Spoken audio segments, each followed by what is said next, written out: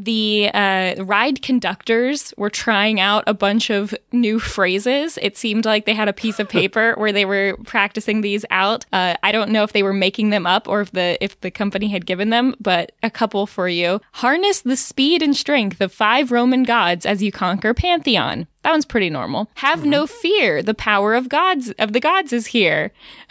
The gods are strong. That one could use some work. Yeah, the gods are strong and can do no wrong on Pantheon. This is one that definitely they were making up on the moment. The track is brown. The supports are beige. Nothing can go wrong when 5 gods rage.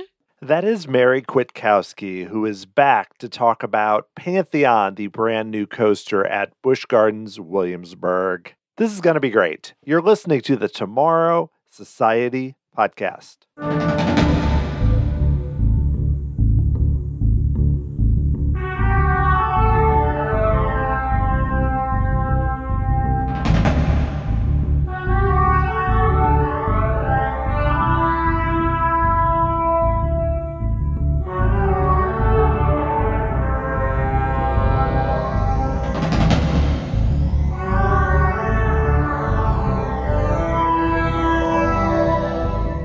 Thanks for joining me here on episode 168 of the Tomorrow Society podcast. I am your host, Dan Heaton. Hope you're all doing awesome out there as we are now in May already. Wow, this year, I blink and another month goes by, basically. I am excited about this week's show. I talked once again with Mary Kwiatkowski, my Busch Gardens Williamsburg correspondent. We initially talked early last year where she explained why many of us may be sleeping on Busch Gardens Williamsburg, and we talked about some of the history and what are some of the highlights of that park. And now with them having a new multi-launch roller coaster, the world's fastest, apparently, it's a cool time to have her on again. Mary was able to experience Pantheon during a preview in late March. It opened on March 25th. It was really cool to learn a lot more about the experience that she had riding it and everything around it, the queue, the theming, the whole deal. And I really enjoyed learning more and can't wait to get to that park to actually ride Pantheon and a lot more. We also talk about some rumors for upcoming attractions, including a possible replacement for Curse of Dark Castle with an indoor roller coaster that sounds really cool. And then I test Mary's understanding of bad marketing taglines from SeaWorld Entertainment in a fun game near the end. She knows a lot about the parks in general, including Busch Gardens Williamsburg, so it was cool to catch up again with Mary. Before I get to that conversation, I wanted to give a big shout out to my latest member of the Tomorrow Society through Patreon, Gray Hauser. Gray, thanks so much for helping to support the show. It makes a big difference. If you would like to learn how to help out the show and get access to some really cool perks, including an exclusive monthly show, the Tomorrow Society Bulletin, go to patreon.com/Tomorrow Society. Another way to help the show is to buy me a Dole Whip. Make a one-time contribution. I want to say thanks to Melissa, who did that recently and said that she loved the trip report. That's awesome to hear because I know I went on for a pretty long time about our recent trip to Walt Disney World. And you can do that by going to tomorrowsociety.com/Dole Whip. All right, well, let's get right to it. It was a blast to talk with Mary once again. Here is Mary Kwiatkowski.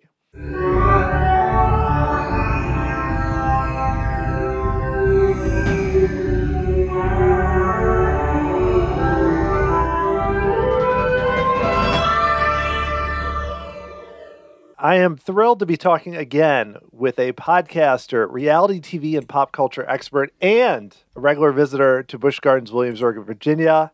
It is Mary Kwiatkowski. Mary, thank you for talking with me again here on the podcast. I'm so excited to be here. You know, it's probably my favorite gig to just be told, hey, go to an amusement park, ride some rides, and then report back. That's the best gig alive. Yeah, I don't have a lot of correspondence. You know, I feel like it's something I should work on, but it's fun to just be like, you know, I live vicariously through it a little bit. But just to tell everyone, there's been a lot of new coasters opening lately that were set to open years ago. in the before times. One of them is Pantheon at Busch Gardens Williamsburg, which Mary was able to ride, and we are going to talk all about it.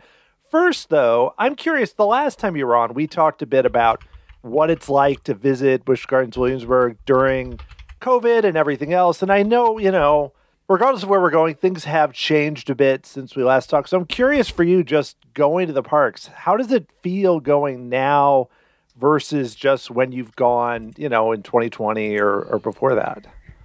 Well, unfortunately, much like everything else, like flying, like everything, we have, I think, started coming back to the point where the lines are getting longer. There's people around. Selfishly, living very close, I enjoyed my bubble where, sure, I'll wear a mask and stay far apart if that means there's only 1,000 people in the park. That's great for me. Right. So the last couple times I've been, there's definitely been more people, more lines. We've had a couple. This most recent time when I went to go ride Pantheon, I actually, and we'll get into my whole trip, but I thought, I'll just run in and ride Apollo's Chariot before I leave because it's my favorite and it's right by the exit. And it's the longest line I've seen in a long time. So I was bummed and I didn't do it. But yeah, other than like a lot of the original mandates, the mask mandates, that sort of thing are no longer strictly in place. They're almost back up to complete full capacity. Any lack of capacity is more so down to employment at this point, more than really like governmental restrictions. Yeah, they still have some things around. Like they have a lot more options for hand sanitizer and that sort of thing. So I'd say it's kind of in this middle zone.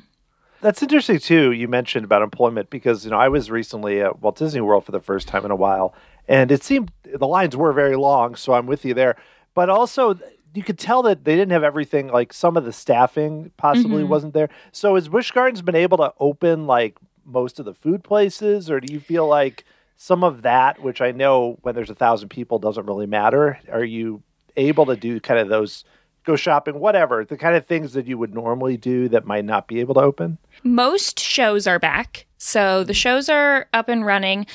Most of the big dining halls are open. Some of them are only doing half of their like lines and things like that. The main thing that I noticed was they used to have at Busch Gardens Williamsburg 4 wine tastings, and they got rid of one of them at the beginning of the pandemic, and they only have 3 now. And that was the biggest bummer for me, was that they only had 3.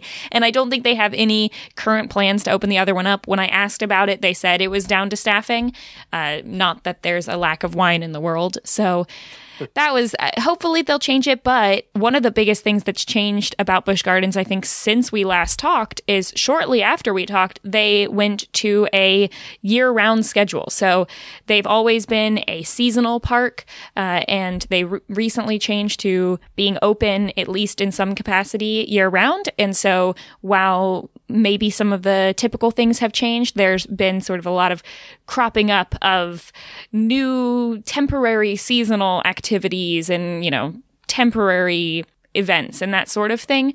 So I think they're trying to make it. I mean, in Virginia, I was surprised. I never thought that park would go to a year round. Like, there's just certain things. We got weather. Like, what are you going to do? Yeah. How cold is it? Are you going to ride Apollo's Chariot in January there or something? Or? Definitely. I did in the end of November was, I think, the last time I went before going again for Pantheon. But yeah, you just got to wear like a scarf, or actually wearing the face mask works really well. It keeps your face cold. Your eyes are going to get cold, but other than that, everything else is okay. Obviously, they close the water rides and things, but yeah, they're really moving into like they've always had the Oktoberfest celebration and the Halloween, and they had the, what do they call it, Christmas Town there, and they sort of have extended Christmas Town into like a New Year's celebration, and then they did Mardi Gras recently. So they're kind of trying to do a little bit more of the holiday events. Well, it kind of fits too with Pantheon opening, and then possibly some things they're going to do in the future that they're trying to be, I think, more of a destination, I think, than before. So speaking of that, I mean, let's talk about Pantheon and your trips. So yes. You know, it opened in late March and to a lot of fanfare because I know a lot of people have been excited about because it was supposed to open in 2020. Yes. And finally, was able to open in late March like a few other coasters that SeaWorld, who own all the Busch parks, did. Like, I had a stretch where it was like a bunch in a row. But this was one of the last ones and super exciting. So what was your day like? I mean, how did you go with like a preview or anything? Or did you just go when it opened? I'm curious for like how you ended up getting to ride it and what that was like. Yes. So the original for members only opening date was supposed to be the 14th of March in 2020. Obviously did not happen. I was ready. I was a member at that time and I was like, I'm going. I had nothing that weekend. Of course, everyone moved home basically that weekend. Yeah. But so it's been a long time coming and it's really interesting because it seems like over the last couple of years, they redid parts of the ride, maybe. Like, I think there was definitely some people who are wondering, why is it taking so long to open? It was supposed to open 2 years ago. Why push it off? And when I ask anyone in the parks, they always gave the same answer, which is they're waiting until we're allowed to be. SeaWorld parks are waiting until they can be full capacity before they're going to open any new rides. So that was the reasoning there. But having followed the building of it for a year or two before that and all the rumors and everything, I was really excited. I think the last time I was on, we talked a little bit about some of the defunct rides from the park and how we haven't had a new roller coaster of that scale for a while. Nothing in that location since the late 1990s. So I think Dragonfire was the last thing to touch any part of that area.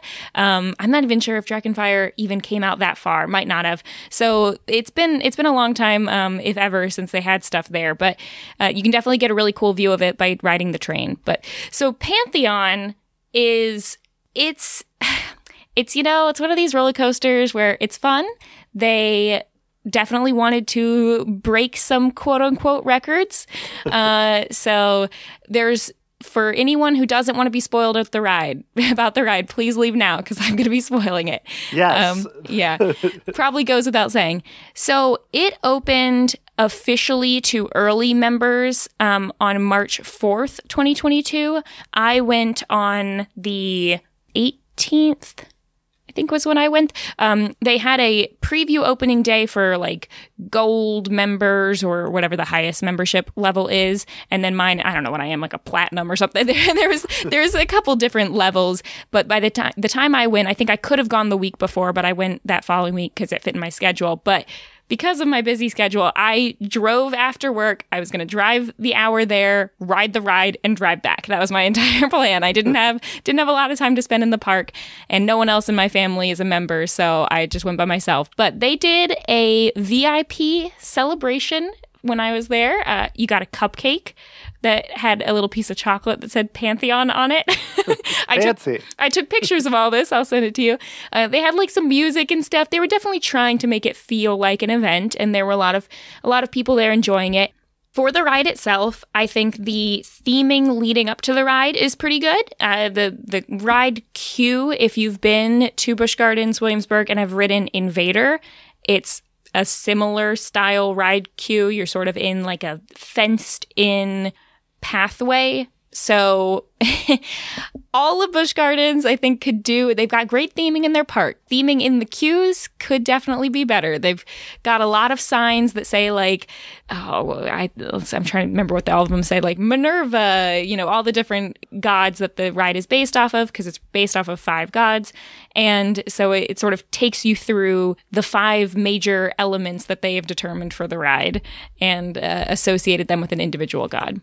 Yeah, well, speaking of that, my brain, especially when they originally advertised it, I was picturing like, Roman gods, they're going to have these giant pillars and I think there's a Wonder Woman coaster in Texas that has all these big statues and everything. And I'm picturing that. And then I watched it and I was like, well, the signs are kind of a nice touch, but, yeah.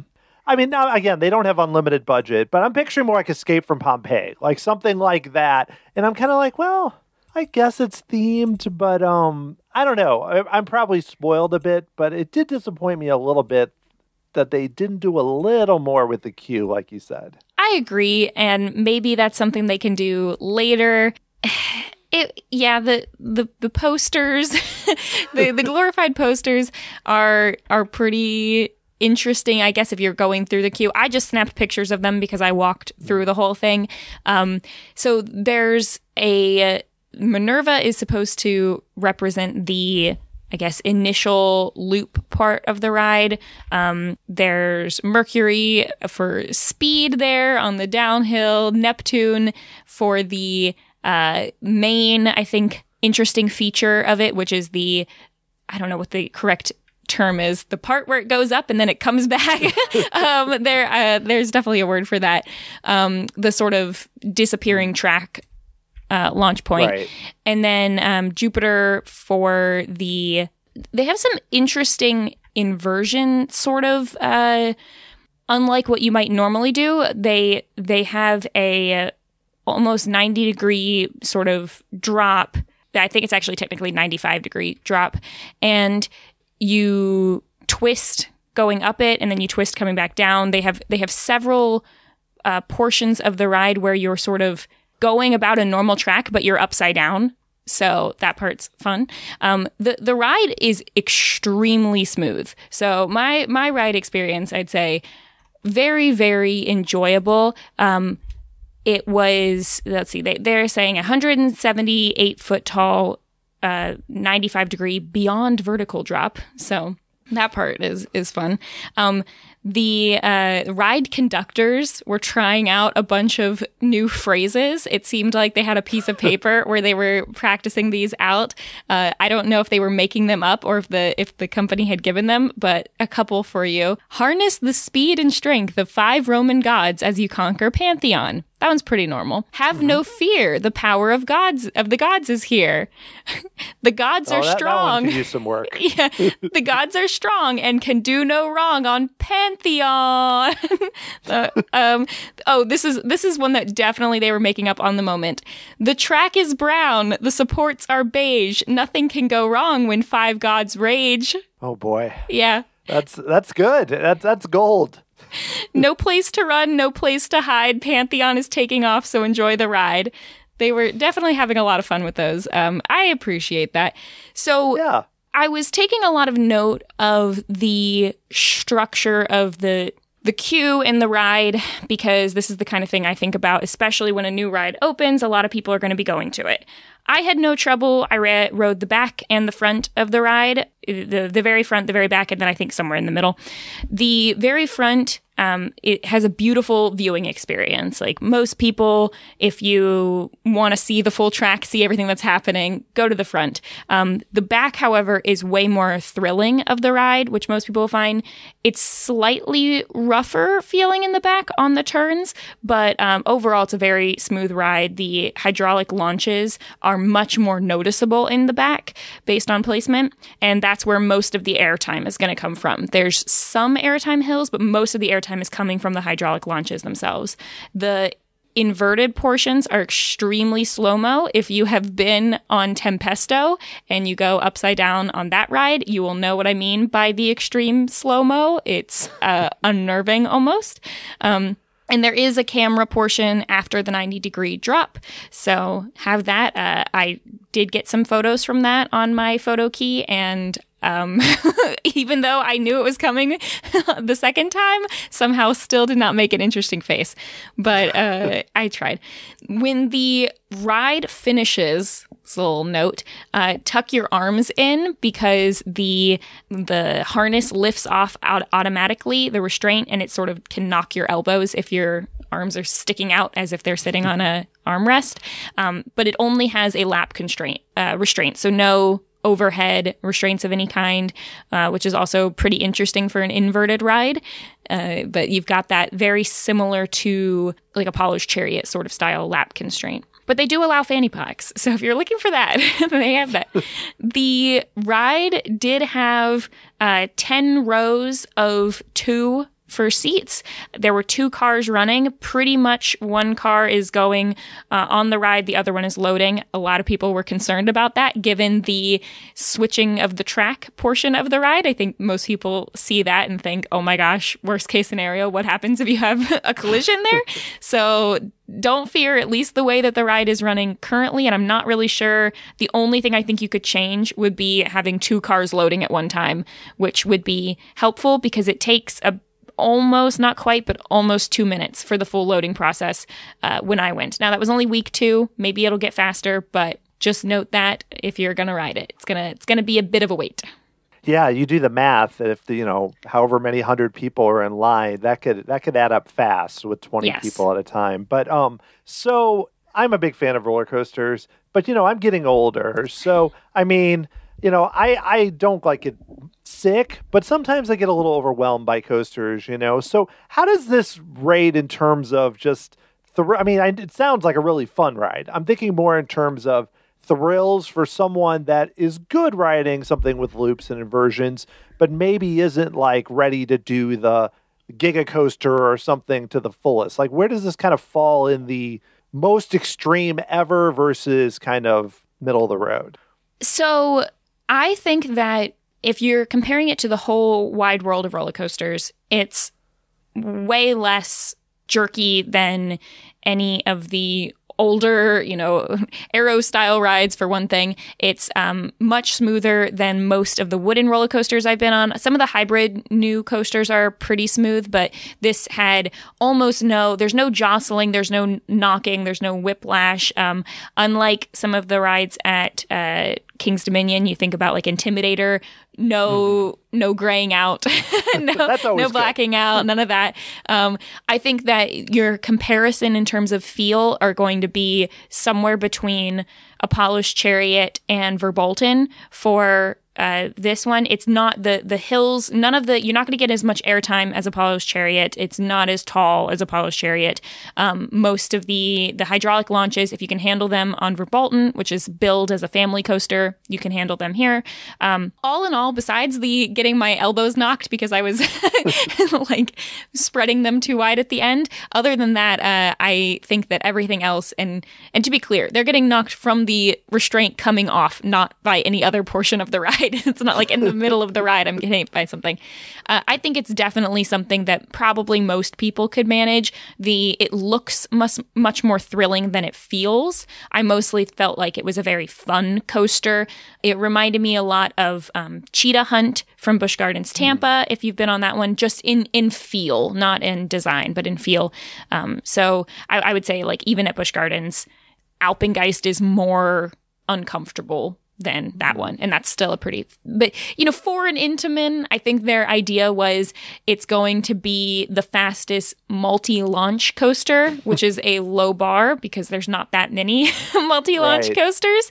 And fastest, it gets up to 73 miles an hour. We're not talking super speeds. If you've been on any of the rides, the other Intamin build as groundbreaking kind of rides, like any of the ones at Cedar Point, those are all much more thrilling. Yeah, it's not up to the 90 miles an hour and some of the other ones, like you mentioned, with graying out and everything. So for you, what were your favorite parts of it, or what kind of stands out when you think about the different types of launches or different hills and stuff? What kind of stood out as the most exciting part? Yes. So I'm trying desperately to figure out the name of this. This is something I should have looked up before coming on. So after some research, I have looked it up. The element that I'm referring to is called, I believe, a top hat, which is the part where it ascends 90-degree angle and then is going to, sometimes it can level out or it can roll back. And so in this case, it's a rollback. The rollback, this is a built-in, every ride has a rollback. This is not an accidental rollback, but an intentional rollback that every ride has. And this feature, so the ride is going to, at partway through the ride, sort of launch up to the biggest of the hills. But before actually cresting the top up to do the 90-degree drop down, 95-degree, it's going to roll back intentionally. It'll roll back, and then you'll shoot up another 90-degree portion, and then at that portion, go forward, and that time you will, after hitting that second hydraulic launch, go back up the big hill. And that part is, just from looks, the most thrilling part. It's a very, they call it a like an intentional stall, I think, where you crest the hill. And that part is pretty thrilling too. It's something where you feel like if you've ever been on some of these really, really big 90-degree, like Top Thrill Dragster type rides, you're always wondering, like, are we going to make it over top? And there definitely was a little bit of that feel there going over the top of that one. So I think that part's probably the most thrilling, most interesting piece of the ride. However, the portion after that, where you sort of, I described it before, the track basically flips over, and then you do a portion of the ride upside down. I think that was also extremely interesting and something unique that they had. I threw a big fit when they put Tempesto into the ride, or into the park, because it was a plug and play roller coaster that exists in many places, and they dropped it down there.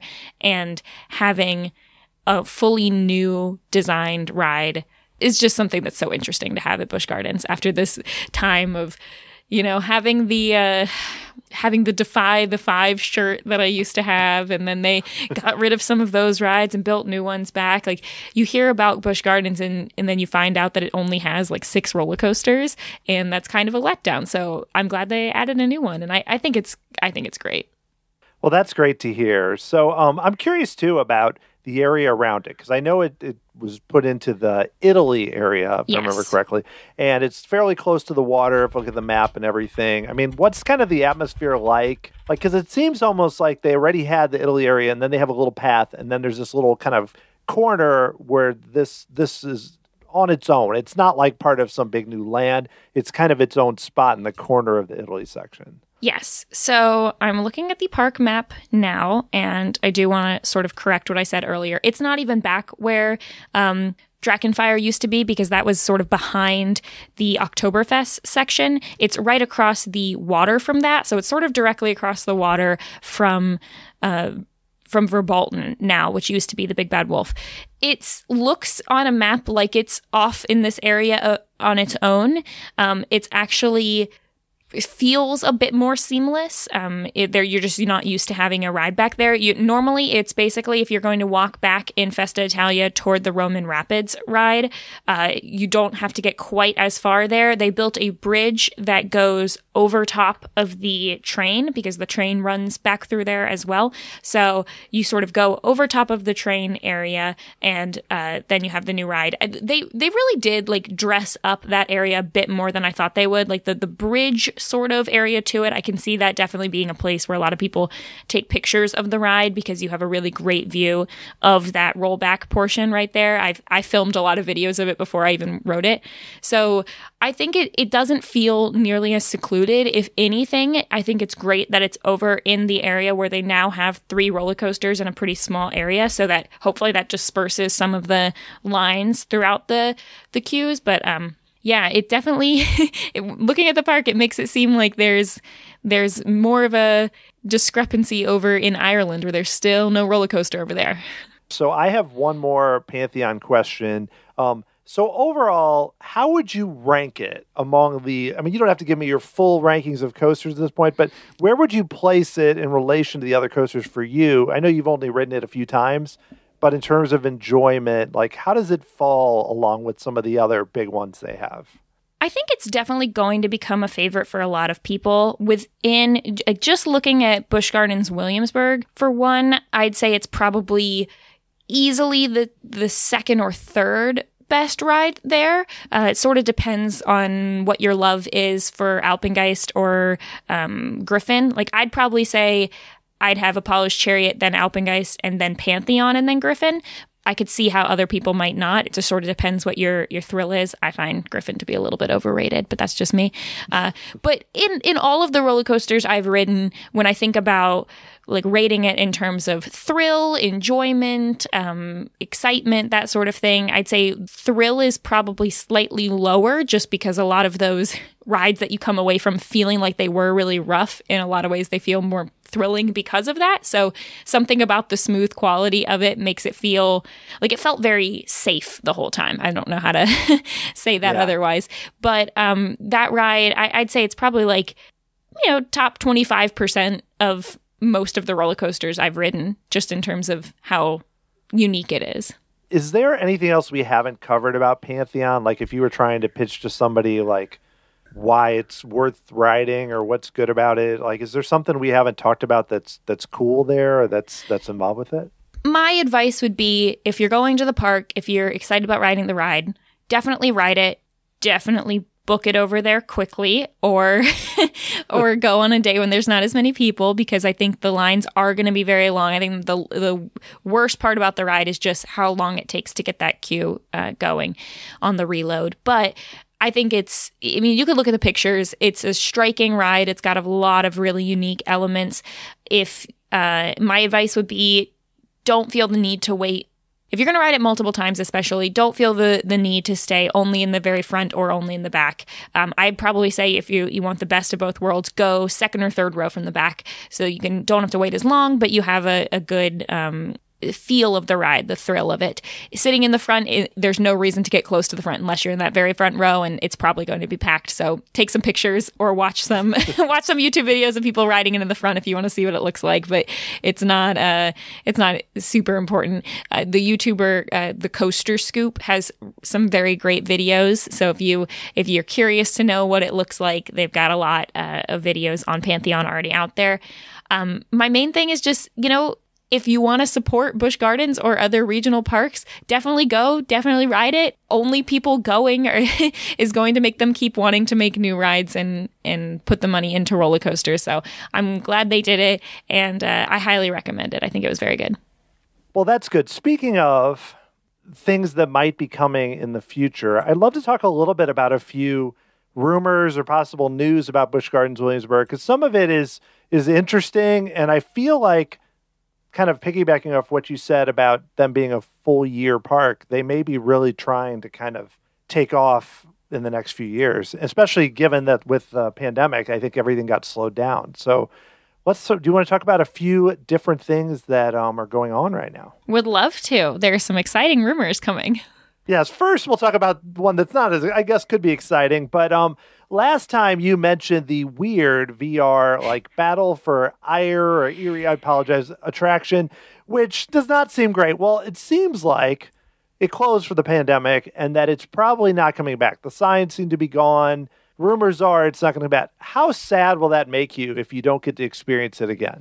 All right, this is the third iteration, I believe, of rides that were in that building, which I know we talked a lot about last time. This was a very obvious move at trying to have a headlining attraction, with it being the first VR ride in North America or something. It was not a particularly good ride. I mean, no one really liked it. You wear these very, very heavy VR headsets, and then with the pandemic, having to put things on people's faces and sit in a dark, crowded room, it was never going to work. I think that building, if they want to do something with that building, I could suggest 20 other things and attractions that would be better suited for that building. I'm sad that they're getting rid of one of the few attractions that was in Ireland, but the other new one that they built there, the Finnegan Flyers, is very popular and outdoors and easy and quickly cleaned off and things like that. So I think if they want to change this room, this indoor sort of cave style area, it's neat. Turn it into something else, and I'm perfectly fine. I'm not upset that it's gone. I rode it a couple times when it came out. It was highly overrated. Yeah, I don't get the impression from what I've read that people are that upset about it being gone. Everyone's like, oh, I guess, like, no one's really like they have to replace it with something amazing. It's just kind of like, well, that was there. Sometimes pouring money into these things, like, the best move they probably could have ever done was bring it back to the original. I think it was just a 3D glasses version of the ride back when it first came out with the, oh my gosh, I don't even know what it was called. But before it was You're Up in the Air, it was it was something else before that, which it was similar. It was like a fairy themed ride, and it was very like old school, original, shaking in a box kind of like, ride. And I think like that would have been much cheaper probably just to roll it back to that version. But I don't know if anyone really is going to be that upset.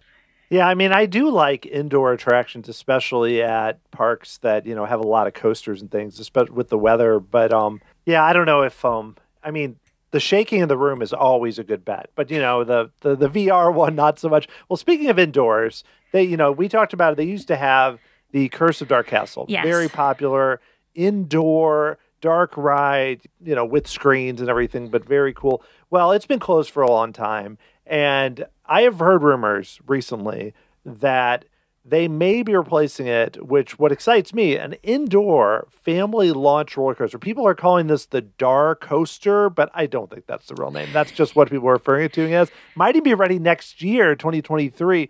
If this happens, is this exciting for you that they may use that space for something that sounds kind of cool? I'm so much more excited about this one. This is amazing news. I've always had hopes that they would put something back in there because they've never torn down the castle facade. They've used that building for haunted houses, but they've used it for like meet and greets with Santa Claus. They use it for a lot of purposes because I think they know it's a really cool looking building and it's at a really prime, like it's got prime real estate in the middle of the park, right in the middle of Germany and Oktoberfest. So it's a great spot. I think that any kind of family coaster inside, I mean, I would have been fine with any style of dark ride. Like the dark ride that they had previously was heavy on the 3D animation and that sort of thing. Guys, there's nothing wrong with going back to like a Haunted Mansion style dark ride too. People like that. You got to have more family rides that are not just thrown into the like Sesame Street area. Like it's perfectly fine to have, middle school age rides. But I think a launch coaster is something that's definitely possible considering they have a very similar style indoor ride right over at King's Dominion, which is sort of King's Dominion's version of the Space Mountain. It's kind of a similar idea. So doing a similar launch coaster in this building would be great. I would be excited for anything. I would say stick to practical theming if you're going to do that. Remove any kind of AR, VR, 3D elements, and I think you're going to have a good time. But even if it's just a rumor, I'm glad that they're not demolishing the building. I'm really excited about that. And also, the next thing is a little less known at this time. The details are not as clear at this point, but recently, Busch Gardens renewed a 355-foot height waiver, which people were excited about.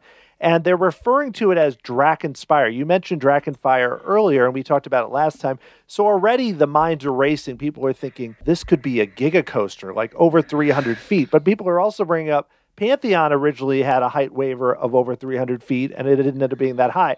But regardless, we can dream about this. So if they would actually do this, people are saying 2024, that would be coasters in 3 years. Could this happen?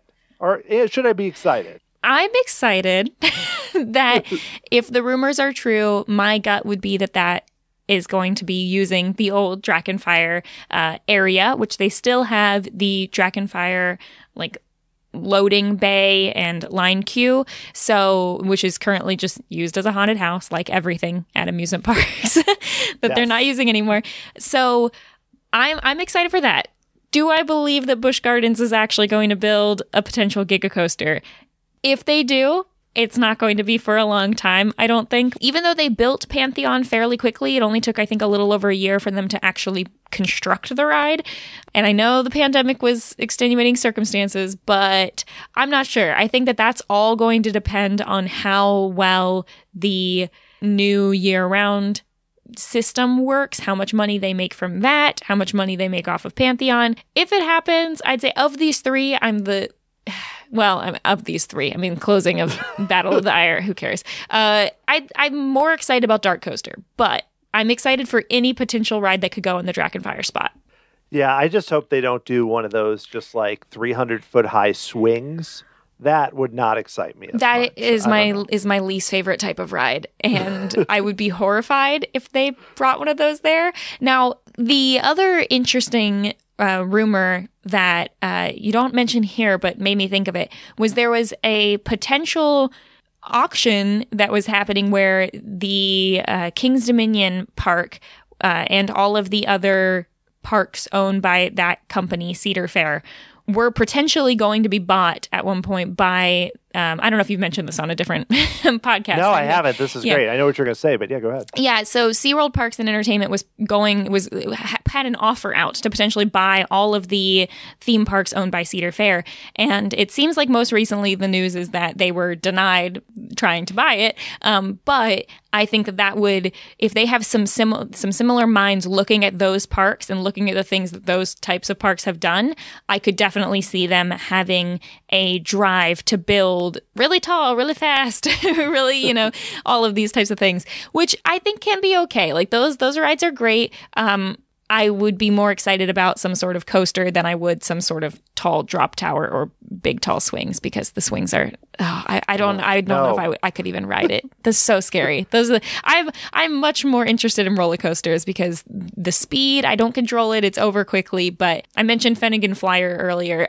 Every time I get on that ride, I say, why am I on this? I hate this so much. I hate this ride.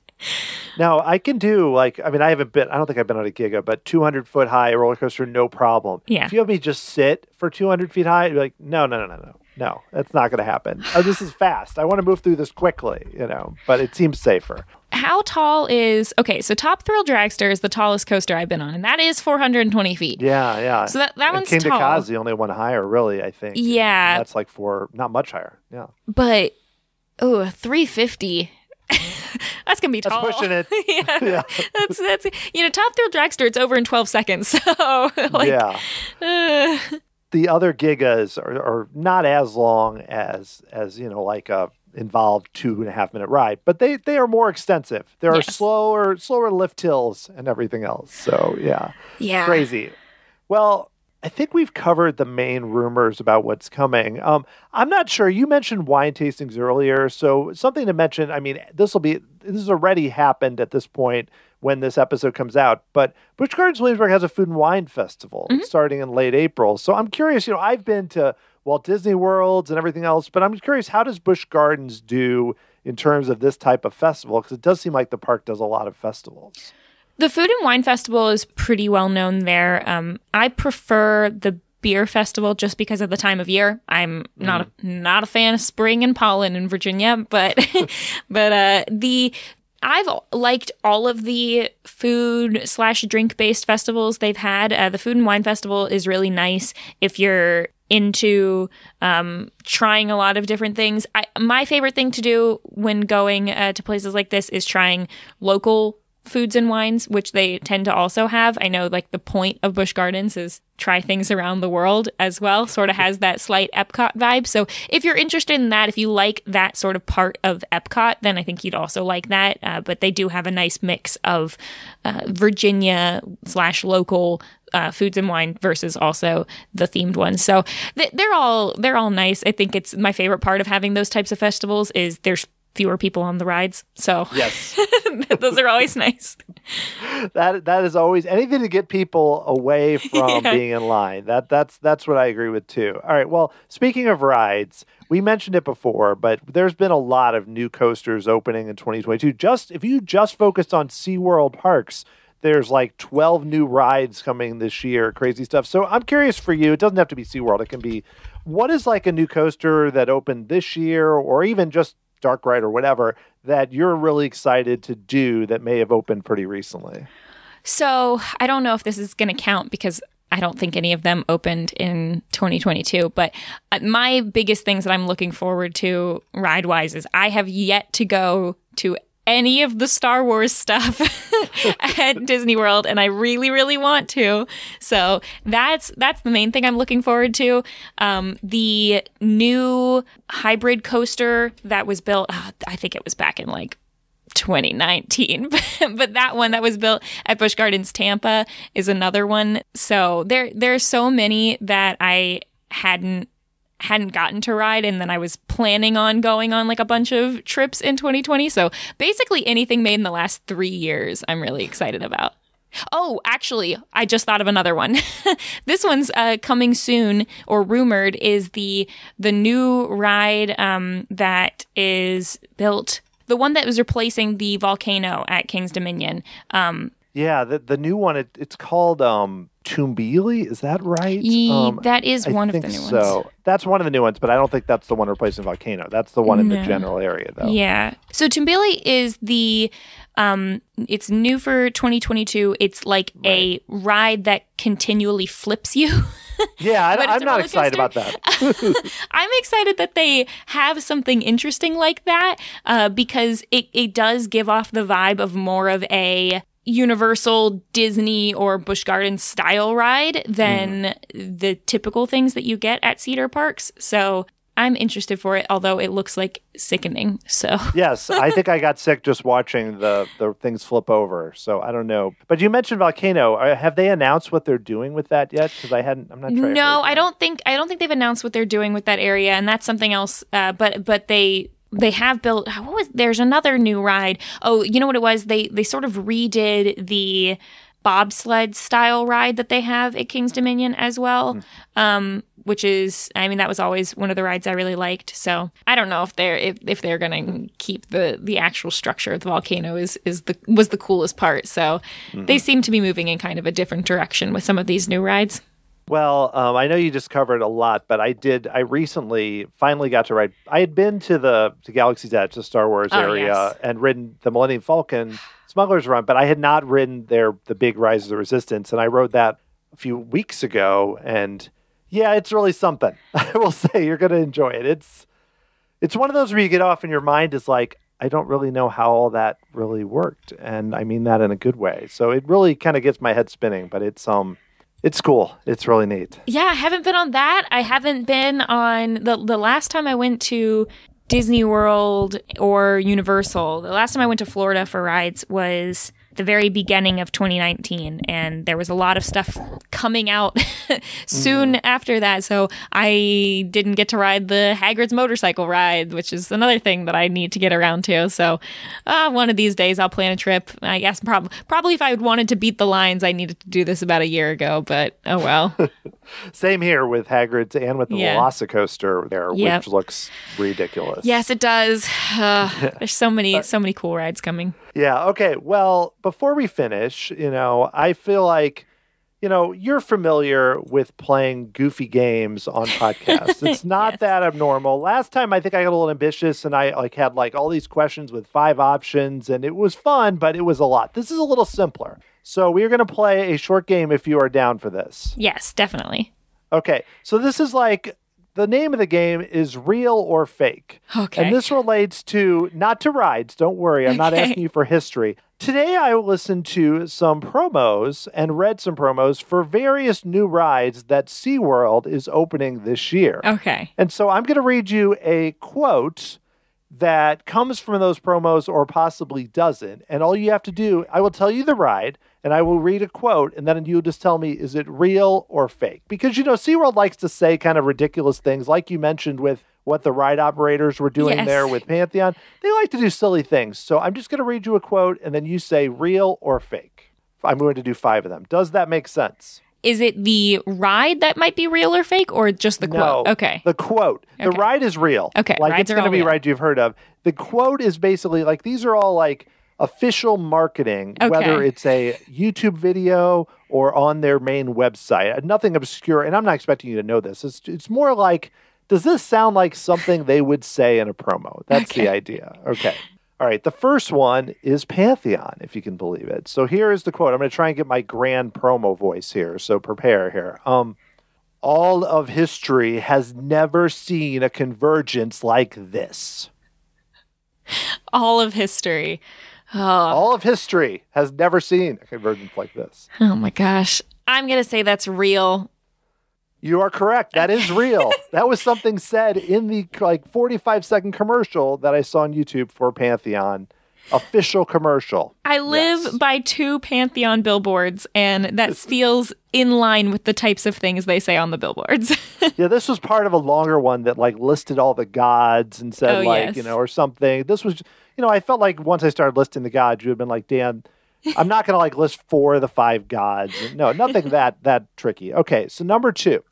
Forgive me for this one, really. But Iron Gwazi, which is the new hybrid coaster at Busch Gardens Tampa. Yes. And this one, whether it's real or not, involves singing. So, okay, here we go. I'm going all the way to another level. I mean, I hope that the commercial included singing and that you didn't just make up the fact that there was singing on it. Oh my gosh, I'm going all the way to another level. I think that the singing is true. I think the lyrics are not true. Oh no, that's real. Oh no. And really, I did not do justice to how just absolutely terrible that was. And then the song was stuck in my head all day. It was a real thing. I will say. Well, I'm gonna look Iron this up. Gwazi. Yeah, it's YouTube. It's one of the main ones. I'll post a link. I might even play a little bit at the end here after we're done, just for my listeners, because it's that good. Okay. I don't know if it can be better than me singing. I apologize to everyone for that, but I hope you turn down your volume. Okay, number 3.